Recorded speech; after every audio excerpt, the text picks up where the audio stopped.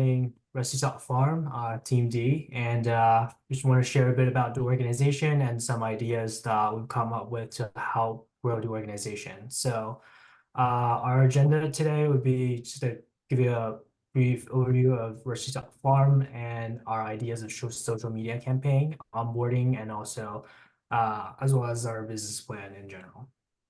So, let me give you a brief overview of Rusty Top Farm. So Rusty Top Farm is a service-enabled veteran-owned urban farm that is focused on letting veterans spawn and find out the therapeutic value behind agriculture, agriculture and gardening. And Rusty Top Farm really believes in fighting food insecurity and also the therapeutic value of plants and farming. And let me hand it over to Colin to talk about the social media. Yeah, thank you, Ken. So John, you had asked us to create a social media campaign with the main goal to better share the Rusty Top Farm story. However, we also believe that this campaign will naturally lead to greater website traffic, improved transparency, and also a larger potential donor base. So what is the campaign? The campaign itself will focus on what Rusty Top Farm is as an organization and its initiatives. So to do so, the campaign will be split into 3 stages. First, an introduction to Rusty Top Farm, and then 2 parts related to the Operation Fruitful City initiative. And as I stated before, we believe this 3 steps setup will specifically improve the transparency of the organization. And how will you measure success? So the social media performance indicators that we've chosen for this campaign are real views and followers. We chose them because we believe they're really easy to track and also good indicators for success.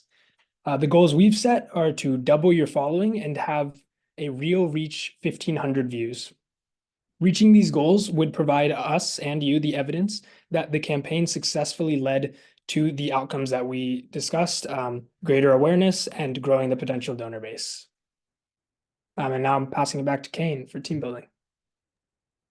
So I think one of the most important things for us now is to grow our teams, because now it is only our founder, John, that's working within an organization full time. So we've come up with this team structure, with John being the CEO, overseeing events and keeping track of the financials, and also operation personnel that will be responsible for coordinating events and outreaching to potential partners, as well as volunteers that are responsible for helping to organize events and assisting with administrative tasks. And the reason behind this kind of organizational structure is to create a more organized business that has a clear structure of specialized specialized responsibilities for staff, so that we can improve our efficiency when it comes to organizing events and within the Rusty Top Farm in general. And Aaron will talk about the business plan report. So the business plan report consists of 4 parts. The first is educational workshops, the second is selling products, third is gleaning, and the fourth one is service programs. Now I'm going to talk about the educational workshops. So we believe that one of the key aspects of building a community starts with frequent interaction and socializing. So it's one of the most effective ways is to do this by hosting workshops. For the short term, we think that it will be helpful to avoid partnering with VAs due to their overwhelming regulations, licenses, and like long response time. And since VRC's veteran resource centers have an already existing veteran population, they usually have the most efficient system of reaching out to the veteran students within their reach of schools. And I think this might carry you to the next step. And from our talks with the UCLA Veteran Resource Center, we have understood that students enrolled as veterans frequently reach out to the department to participate in any ventures or other experiential programs. So collaborating with a partner that is already in close contacts with many veteran students could be really beneficial. And while Rusty Top Farm's main audience is veterans, its mission is to build a sustainable urban homestead to fuel ourselves, our neighbors, educate the community, and to encourage the growth of local food economies with sustainable agriculture. Within this mission, aiming to seek out for everybody as a potential customer might be more sustainable and revenue generating strategy than only charging veterans. While everybody will benefit from valuable lifelong gardening and permaculture skills, veterans will be the main focus behind the philosophy of finding joy within Rusty Top Farms activities. And now I'll be passing it to the call. Yeah, so under the category of selling a product, we looked into selling produce specifically. So this actually isn't something we're going to recommend, so I'm just going to skip over it really quickly. The main issue with selling produce is that it requires a large amount of land to make any sort of profit. Our suggestion is actually to focus on a veteran-made product with a lower space requirement, which Gayatri will discuss in further detail.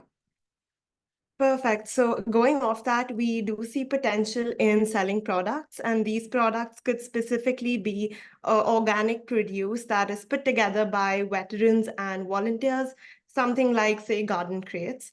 The channels this can tap into is physical markets like local farmers markets, as well as the online marketplace through Rusty Top Farms website to reach the target consumers. There are fixed and variable costs that come with this, but we do believe that the vision that we have for this opportunity aligns with RTF's mission of team expansion and exposure to sales in the short run, and expansion in different channels and products in the long run. And this can lead to potential profits in the future. Yeah, so another option we looked into is expanding on Operation Fruitful City, gleaning. It's an option that is certainly easier as well as cheaper compared to the others. However, in the long term, it's much more difficult to grow. And this is because of the difficulty in finding and training volunteer leads, as well as the dependency on grants and donations. We still think it's a good option because it matches your mission, specifically about food insecurity.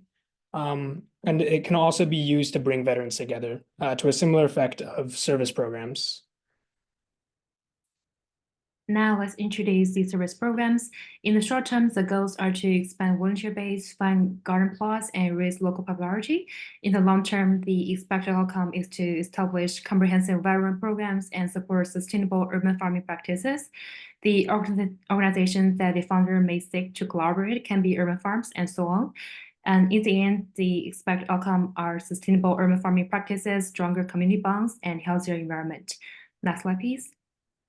And here's the target audience and funding sources. Veterans are primary focus, and following with local business, schools, and community members.